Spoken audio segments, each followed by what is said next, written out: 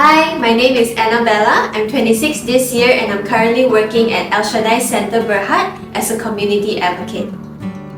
I've joined ElShaddai for slightly more than 2 years now, and I've just switched my role from being a shelter caseworker to a community advocate. I actually run advocacy programs based on topics related to the refugee and migrant population in Malaysia, and I also organize awareness programs to educate the communities and also the general public about a certain topic concerning refugees and migrants in Malaysia. So for example, one of our biggest project right now is the child protection training, which we hope to train all of our students about child protection, specifically about what are some basic child rights that they have, different kinds of violence or abuse that can happen to children, and most importantly, how and where they can seek support and help when they need to. So before I was a community advocate, I spent the last 2 years in ElShaddai Center as a shelter caseworker.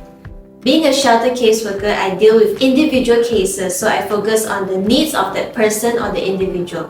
But as a community advocate, I focus and speak to a large group of people to create awareness or create an advocacy about a certain topic or a cause. I graduated from Messiah University in the US in 2019 with a bachelor's degree in 2 majors actually. So I did sociology and anthropology as well as peace and conflict studies. So how I got into this line of work is hugely related to what I studied. I actually did my internship in the US with a refugee resettlement organization. And that internship really was a defining moment in my life where I felt really drawn toward the work of refugee services.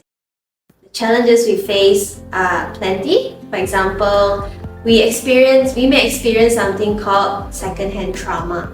I recall the earlier days where I first joined ElShaddai Center, dealing with the different cases. I remember that the stories of the refugees that came to our shelter impacted me emotionally as well, where I could have sleepless nights just thinking about the stories that I encounter daily. For me, one important thing is also that I know that this work is unfinished and we still have a lot to do. We still have a lot to fight for, a lot to advocate for. Therefore, this keeps me going.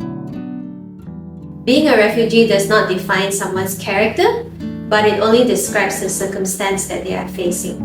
I think the least we could do as a society is to extend our kindness and hospitality by the smallest actions, to have an open mind and to embrace a new kind of diversity.